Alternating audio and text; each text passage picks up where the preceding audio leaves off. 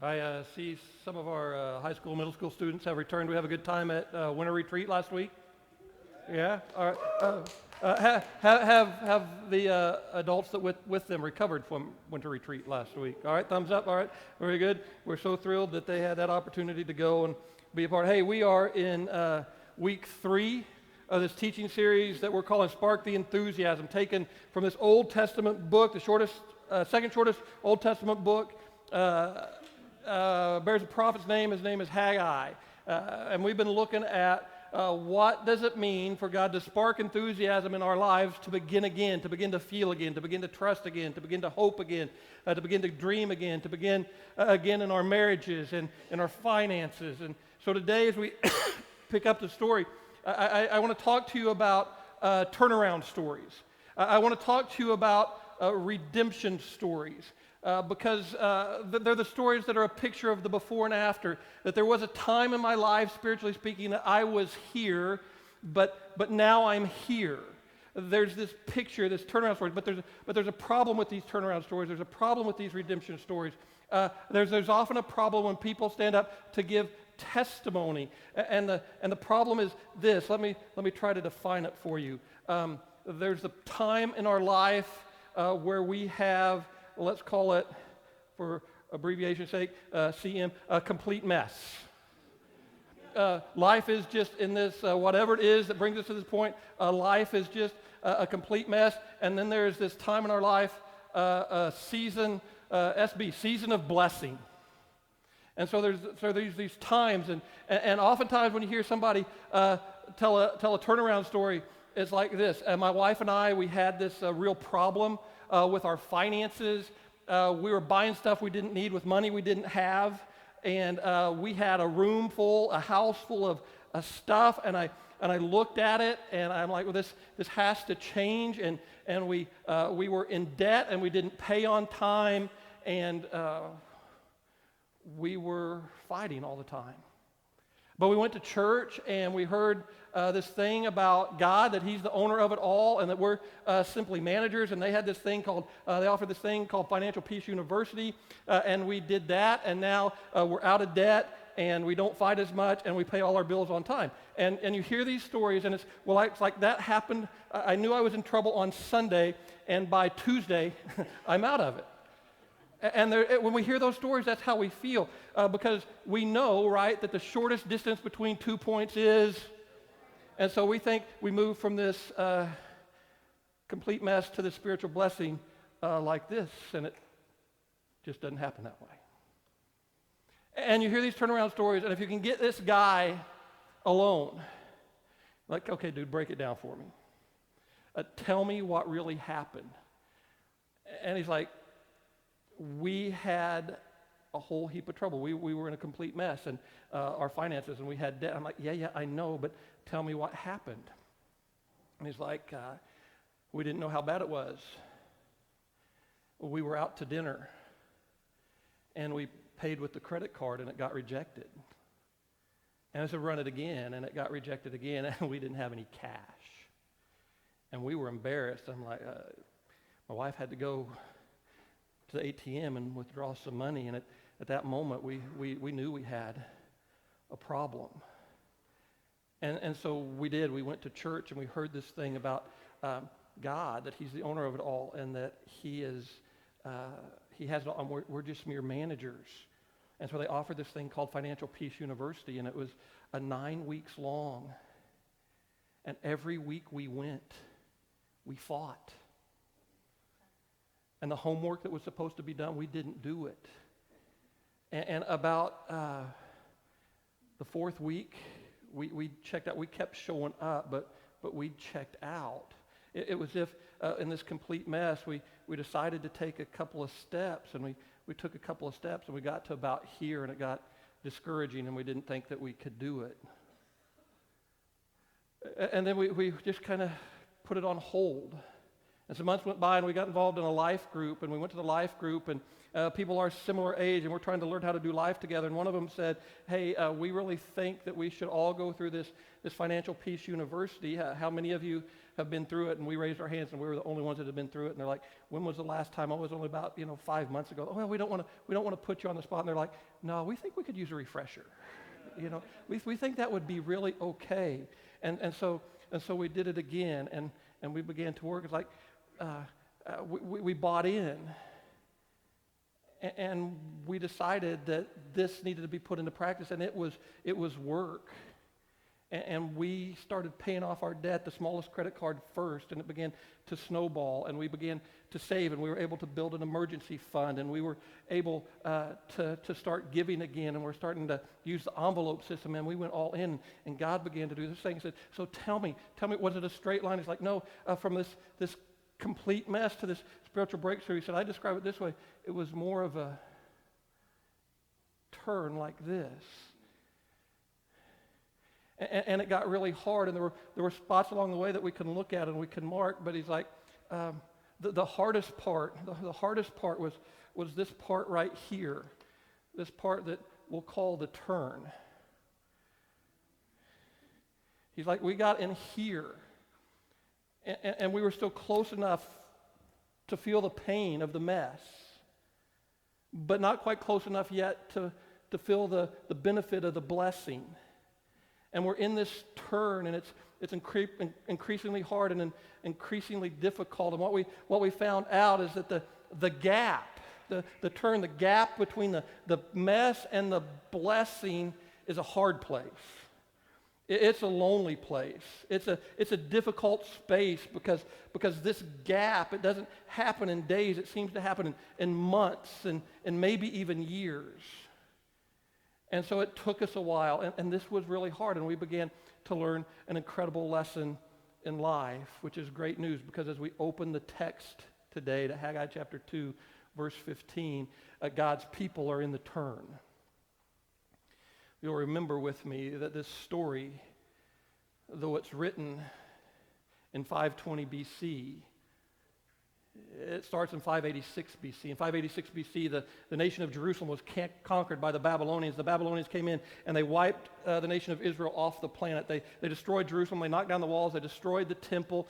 The Babylonians' process was, we conquer your country. We don't want there to be any uprising. We are going to depopulate your nation. You're all going to go back to Babylon. And so they journey, 586 BC.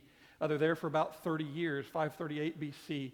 The return happens. Persia conquers Babylon, and they start on their way back. But here's the thing. The people that go back aren't necessarily the people that left.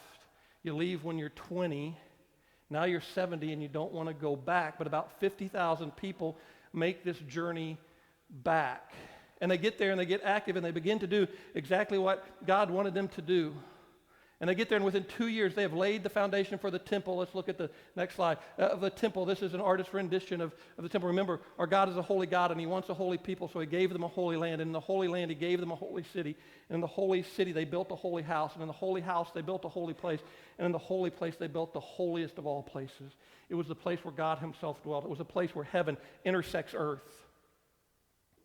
If you wanted to meet God, you showed up in Jerusalem, because that is where God dwelt. And they came back, and to rebuild the temple, it meant that they would put God at the center of their life. They'd put him at the center of their family. They'd put him at the center of their city, their country. They would put him at the center of everything. But after they got the foundation laid, they stopped, and they got busy. They got busy with their stuff. They got busy with their houses. They got busy with their vineyards. They got busy with their crops. They got busy. And on August 29th, 520 BC, this prophet named Haggai goes to the governor, and he goes to the high priest, and he's like, hey, this is what God has to say. These people say it's not yet time to rebuild the house of God. And Haggai finally goes to the people, and he's like, is it appropriate for God's house to remain unbuilt while you live in houses paneled with the finest, to pay more attention to your thing and not make God the top priority? And these people who are notorious for rejecting the voice of God said, you're right, September 21st, 520 BC, they show up, and they begin to work on the temple of God, and they begin to take a step. But by October the 17th of that year, they're already discouraged. They already feel defeated. They look at the temple, and the prophet asks, hey, who around was here? Hands up. Who around was here for the former temple to see it in all its glory? few hands went up. He's like, well, how's this one compare? And like, yeah, no, it doesn't compare at all. We talked last week about what you do when you bring your best and your best isn't good enough. And you're frustrated and you have to start to rely on God. But we open up the chapter today and the prophet, it's now December the 18th, and the prophet has words to encourage for these people who find themselves in the middle of the turn. They've been working now for about 120 days, and they find about a third of a year, and they find themselves, I think, they're right there in the middle of the turn, where they can still remember the mess, and they don't see the blessing. And the prophet has two very specific things that he wants them to do. And they fascinate me. So if you have your Bible, I'd encourage you to find Haggai chapter 2. We're going to jump in at verse 15. You would think that when you're in the middle of the turn, the first thing God would want to do to encourage you, to motivate you, to keep you moving forward, is he'd say, hey, look at the blessing that's coming. Look ahead, look ahead, look ahead. I want you to look at the blessings that are coming. But what the prophet says, the first thing God says is, hey, on this day, December 18th, if you want to keep going, first thing I want you to do is I want you to remember the mess. He says, you're right here. You're in the middle of the turn and it's hard. If you want to keep going, the first thing you need to do is you need to look backward and you need to remember the mess. And we don't like that very much. And it seems to be contrary to the way we think God works. Haggai's like, if you're going to put God first, if you're going to rearrange your priorities, if you're going to keep going, if you're really going to walk into this season of blessing, I need you first of all to remember the mess. Chapter 2, verse 15. Now give careful thought to this from this day on. Careful thought from this day on. That's going to be a phrase that's going to recur in the next several words. Give careful thought to this from this day on. Well, to what? Consider how things were before one stone was laid upon another in the Lord's temple. He's like, up to this point, up from August 29th, now we're at December 18th, said you've done everything you've been able to do. You've got all the materials, you've cleared the land, you've done all the excavation, you've done all the site work. Now it's time to start putting stone upon stone. But before you do that, consider how things were before one stone was laid. I want you to remember this. And partly because some of you weren't here. Some of you don't know the history. Some of you don't know the human tendency of my people. And I want you to remember the mess. Verse 16. How bad was the mess? When anyone came to a heap of 20 measures, there were only 10. When anyone went to the wine vat to draw 50 measures, there were only 20. Like back then, you remember how bad the mess was? You had hopes, you had dreams, you had expectations, you had needs. And so when you planted your harvest, you expected a certain amount of crops to be raised up that you could use for your benefit, but you only got about 50% of what you expected and what you needed. And when it comes to your wine, you only got about 40%. There were needs that weren't able to be met. Were you going to eat today or tomorrow? What are you going to do? It was really bad. I want you to remember the mess. And then it goes a direction we really don't want it to go. Verse 17. This is God speaking. I struck all the work of your hands. It was me. I did it. 50% me. 40% me. Unmet needs, me. Unmet expectations, me. I did this. And you're like, oh, I don't like that kind of God. No, thank you. And then he uses three words. They're in red. Say, I struck all the work of your hands with, read them with me, blight, mildew, and hail. And you're like, oh my goodness. And blight, the best we know, it's drought. It's scorching sun. It's scorching wind. It keeps plants from being able to grow. There's no soil that's going to be productive. It's blight. One. God's like, and if that wasn't bad enough, then comes mildew. You know what mildew comes from, right? Excessive moisture. Then there was too much rain, but not over a period of time, all at once. All at once. You didn't have enough rain. Now I sent you more rain than you could ever use. Number 2. And then, just in case some miraculous way something would take root and begin to grow, these little sprouts would come up after the blight and after the mildew, I sent hail. That's how bad the mess was. 50%, 40%. This is what I did. Yet you did not return to me. God had a reason. He wanted his people to come home. Not just to a holy city, but to a holy God. And he said, I will do whatever I need to do. I will do anything and everything to try to get your attention. And blight, mildew, and hail didn't do it. It's a complete mess. It's a complete mess. My friends, in order to get you home, God will do anything and everything he has to do to get your attention. But it is still your choice. And you're like, Tim, I don't believe that.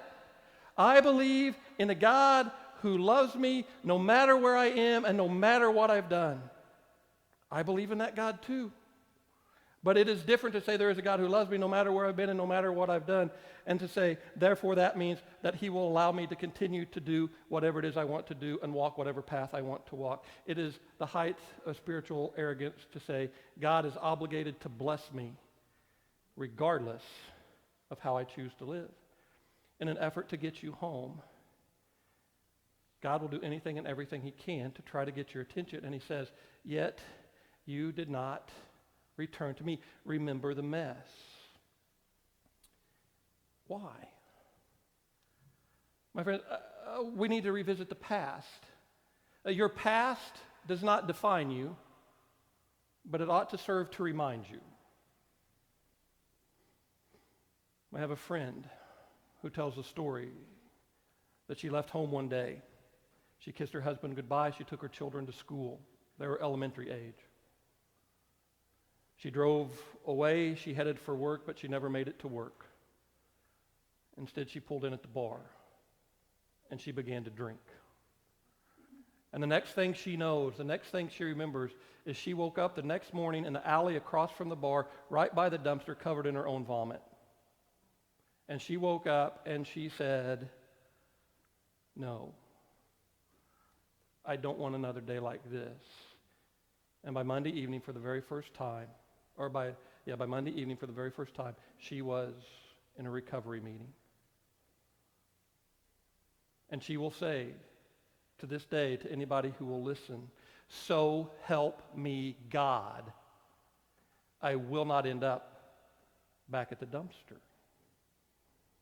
And from time to time, she takes a moment to remember the past and say, so help me God, never again.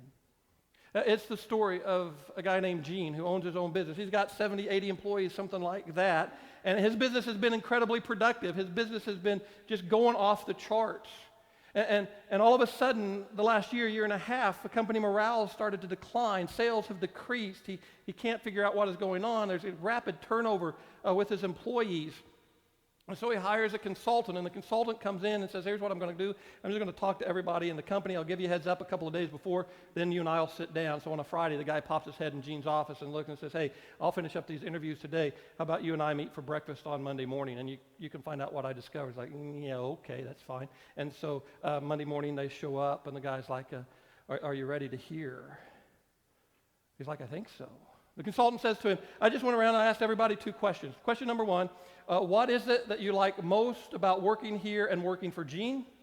And question number 2, what is it that you like least about working here and least about working for Gene? And he said, consistently, I got the same answer over and over and over again. They're like, Gene is all about discipline, punishment, and abuse. Not physical, but verbal. He never once, in the time that I've worked here, never once has he encouraged me, never once has he forgiven me for a mistake, never once. One guy would even say, Gene is all stick and no carrot. He doesn't even dangle anything out there in front of me for a potential reward. Just when I mess up, he is the first one to tell me. And Gene's kind of squirming in his seat that Monday morning, and he gets up and he starts to walk out. He's like, I'm not going to listen to this. Never again do I want to hear anything like this. And the consultant says, hey, stop for just a second before you walk out the door. I understand. But before you walk out the door, I may be crossing the line.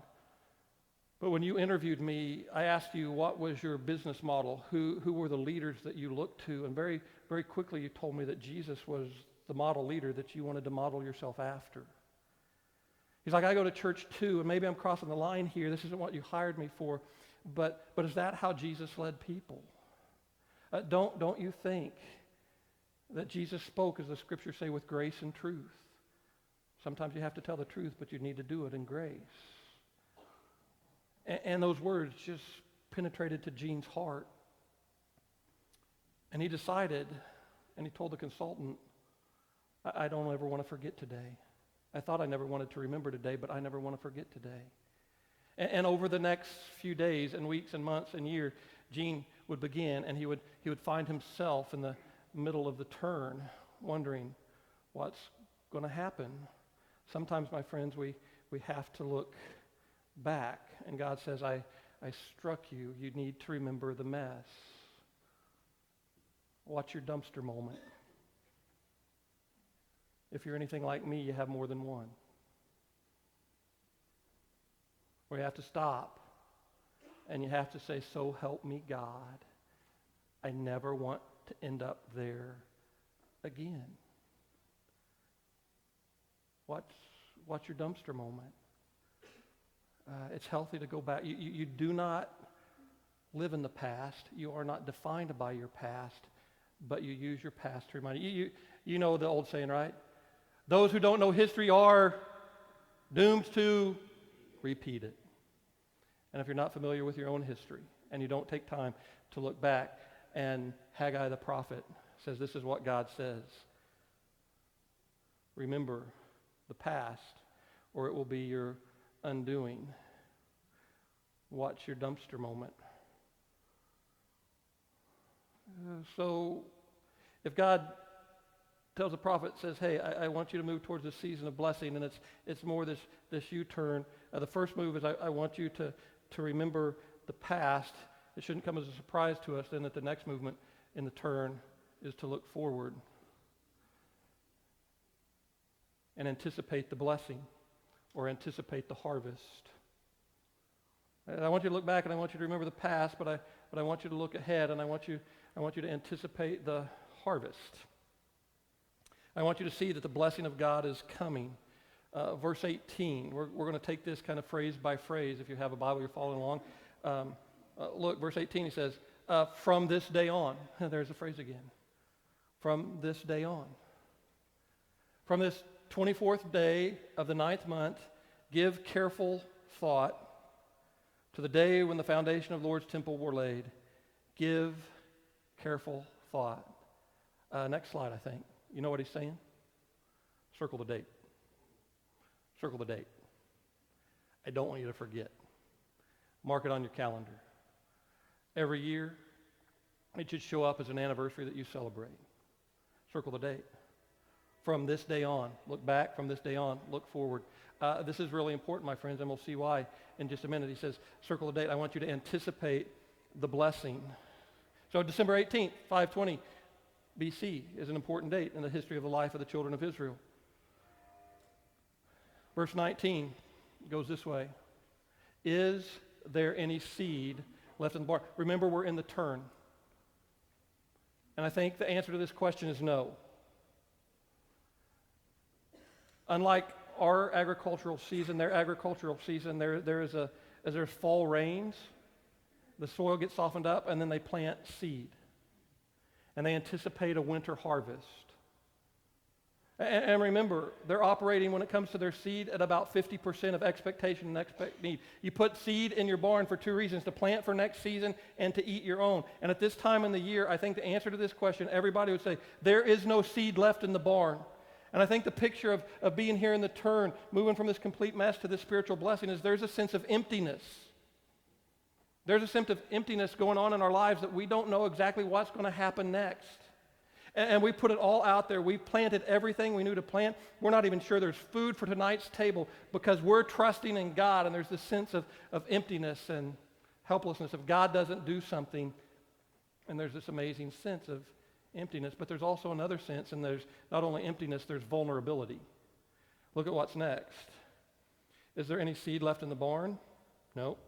Until now, the vine and the fig tree, the pomegranate and the olive tree have not borne fruit. And that's not a surprise, because this time of year they shouldn't be bearing fruit. That's not going to come until later. And God says, I know you're feeling empty and I know you're feeling vulnerable. And you're right here in the turn and you still remember the pain of the mess and you can't quite experience the season of blessing, and there's this emptiness and this vulnerability that you're having to live with. Will you trust me? Around here we say it this way: there comes a time in the time of the turn where you just simply have to say, I believe that he's God, I believe that he's good, and I will trust him in this emptiness and this feeling of vulnerability. I'm just going to put myself out there because I believe there is a season of blessing to come. And then the next 8 words. The next 8 words. Would you read them out loud with me? They're in yellow on the screen. Let's read together. From this day on, I will bless you. One more time. From this day on, I will bless you. Circle the date. Circle the date. Circle the date. Remember the mess, anticipate the blessing. Ben, if you want to come up now, that'd be great. I'd like to make 3 simple observations and ask 6 questions. Underneath each observation, I'm going to ask you 2 questions. Because you may be here today and you may be moving. You see what happens, right? Remember, we're in a complete mess and we've not made God the priority of our life. And all of a sudden God comes along and he sparks our enthusiasm and say, yes, we're going to start living the right way. And about a month into it, we begin to get discouraged. This is harder. I brought my best, but it doesn't seem good enough. And we keep moving and we start to move into this turn, and we still remember the mess and we haven't sensed the blessing, and we have to figure out how to keep going. Observation number 1. December 18th, 520 BC, the temple is not done. You're like, woohoo, we thought you were smarter than that. I need you to see the temple is not done. Here's why. My friend, this is God's blessing is all grace. You see, some of you have concluded 520 BC, 538 BC, 18 years they've left the temple of God, and then 18 years God has not been the highest priority in their life. 18 years God has not been at the top, and you and I expect, because of how we view life and how we have this scale, everything balances out, we would expect 18 years where God wasn't first. After 18 years of putting him first, then he will bless me. My friend, the temple is not done. From this day on, I will bless you. Even if the temple's not done. What if, question number 1, what if God blesses movement? For those of you who are perfectionists in this room, grab a hold of this truth. Some of you think you have to have it completely, totally, absolutely perfect in every area of your life in order for God to bless you. What if God just blesses movement? They showed up. They started to work. They brought their best, and God says it's enough. What if God blesses movement? I think he does, which begs the next question. Am I moving? We're going to talk about this more in detail next week. The answer to that question is yes. You see, in this turn, it is impossible to stay right here. You're either going this way backward or you're going this way forward. It is impossible not to move. And we're going to talk about that in more detail next week. So maybe the better question is, am I moving toward God? Am I doing everything I know to take a step, my next step in obedience to God? Am I just taking one step in obedience? I'm feeling empty. I'm feeling vulnerable. I don't know how it's going to happen. My friend, that's called living by faith. Observation number 1, the temple is not done. God honors movement. Are you moving? Observation number 2, I believe that to live life in the season of blessing, it is contingent upon continual movement towards God. God is not obligated to bless us regardless of how we're living. He's doing everything he can to get us home. I think it's contingent upon continual movement towards him. And it might just be one step, but you're moving, and you're empty, and you're vulnerable, and you're trying to learn how to trust. So the question that I raise here is, am I stuck? Is there some place on this journey where I find myself stuck, where I get this far, and that's as far as I ever go, and then I start to retreat? Is there an obstacle? Is there a hindrance? Is there something out there where I get stuck? Maybe I could ask it better with the second question. The second question is, will I persevere? Will I persevere? Will I keep going? Paul, writing to the churches in the region of Galatia, puts it this way. Let us not become weary in doing good, for at the proper time we will reap a harvest if we do not give up. And my, oh my, how I wish he would not have used the phrase harvest, because that involves a season.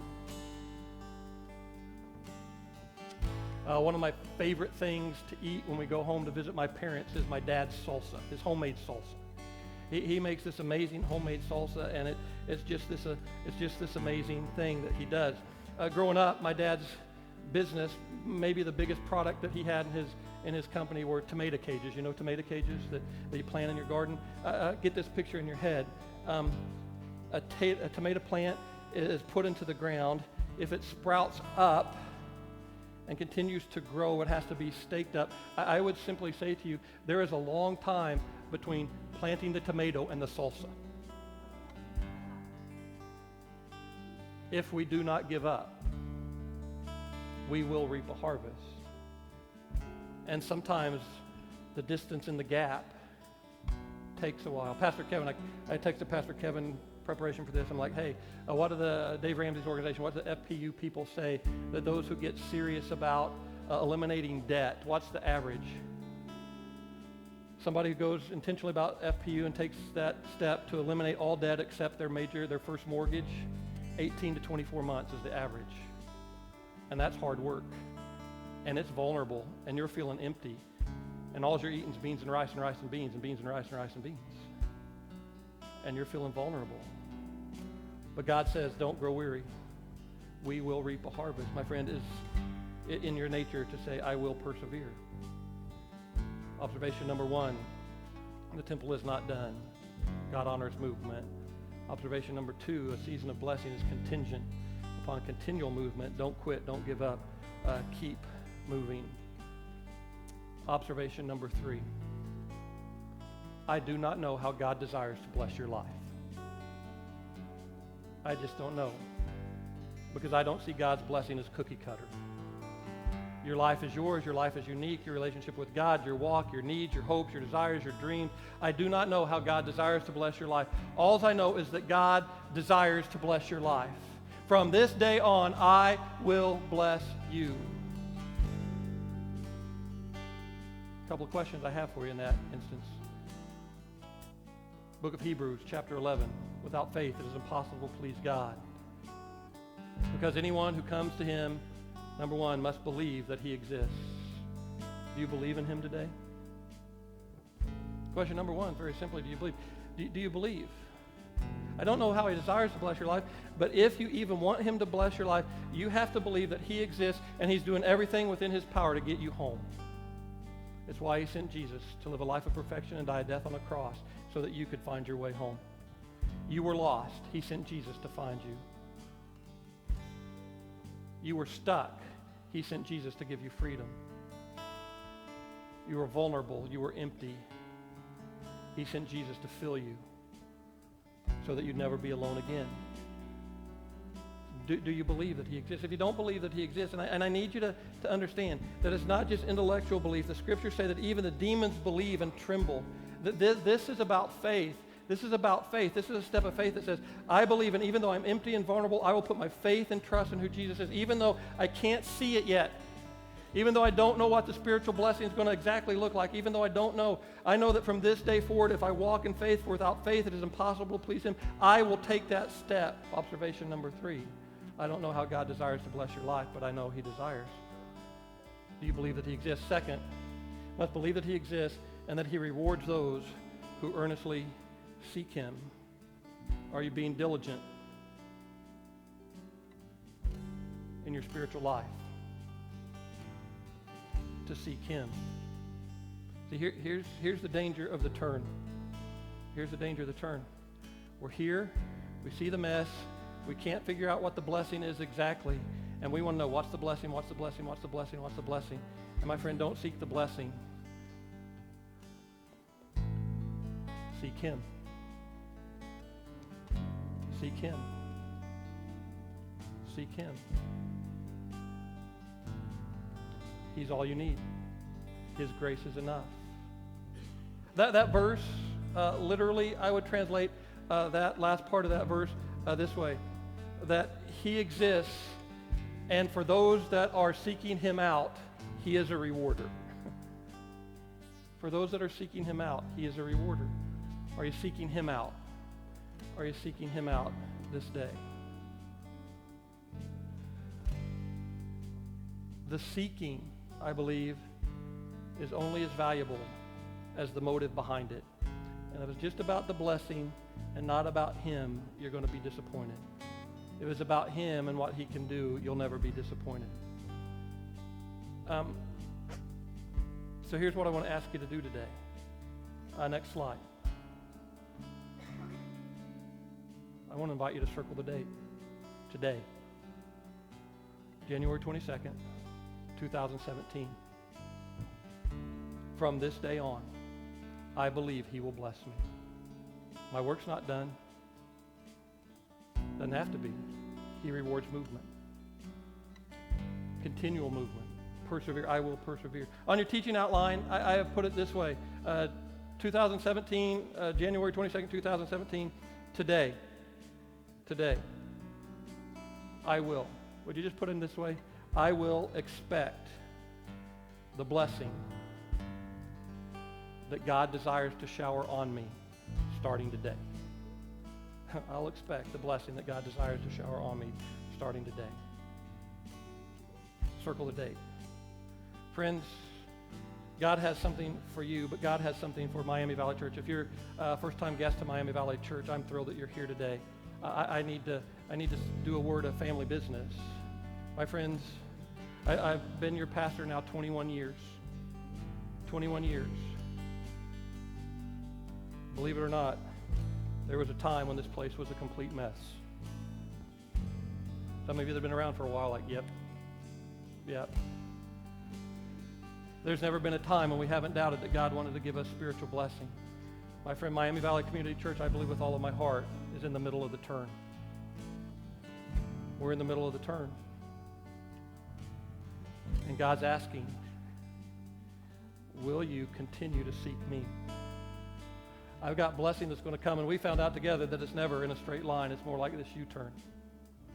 And if you're looking for a community of faith that says we are trusting with all of our heart that God is going to move us into a season of spiritual blessing that we cannot explain, that we cannot define, that we cannot orchestrate, my friend, I want to invite you to hop on and join the ride, because we believe that's exactly where we're at. We're in the middle of the turn. But I would submit to you, I think we're a little further than right here. I think we're honestly about right here. I think we're honestly about right here. We take time to remember the mess, but we're starting to see the blessing. We're starting to understand that we're walking in a season of blessing, that God's about ready to do something that we can't explain, that we cannot orchestrate, that we cannot put together. My friends, I believe that with all of my heart. If you're looking for a community of faith that simply wants to be a group of people that honor him, we know the only way to do that is by faith and continued movement towards him, seeking him and him only. My friend, we've been begging God for years, literally years, for 900 people this coming Easter, 416, 17, at least 900 people. It's not about the 900, but we believe that God is about ready to unleash his blessing in this place in ways we can't describe. If you want to be part of that, we would love to have you be part of this church family. Just let us know.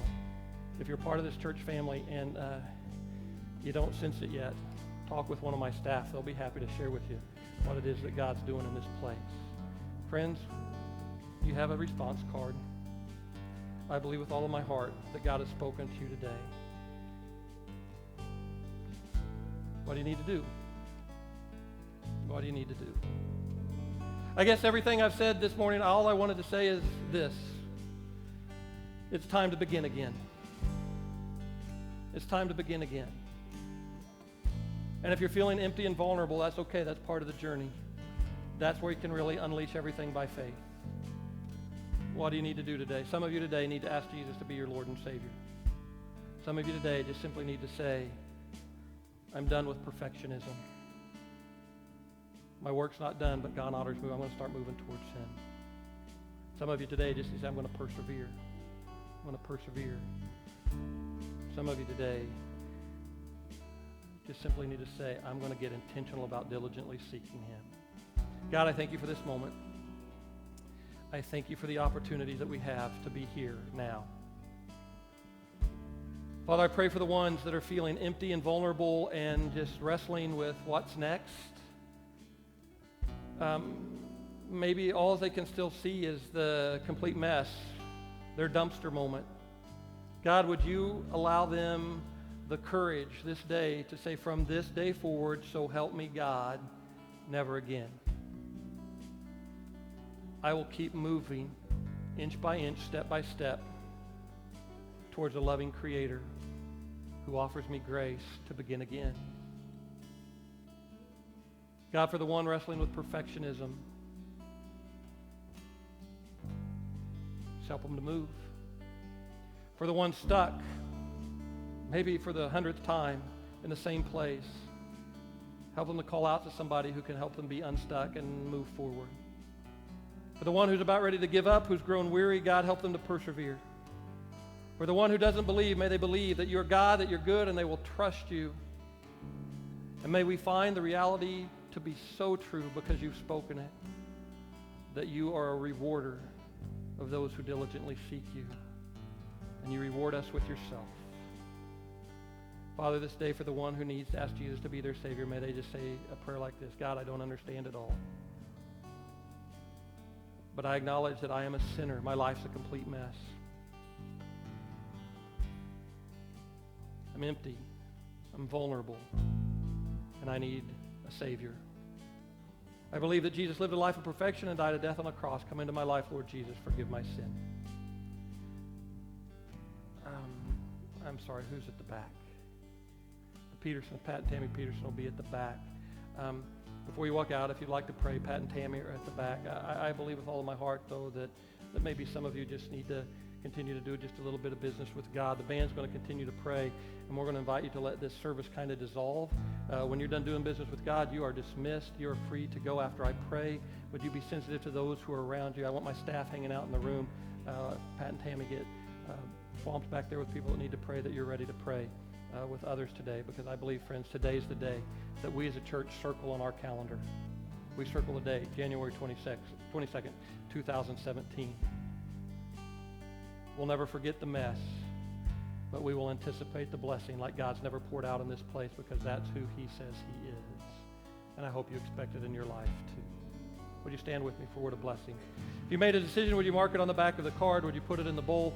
If you're a guest, don't forget to stop by the 10-minute party. Pat and Tammy are at the back to pray with you.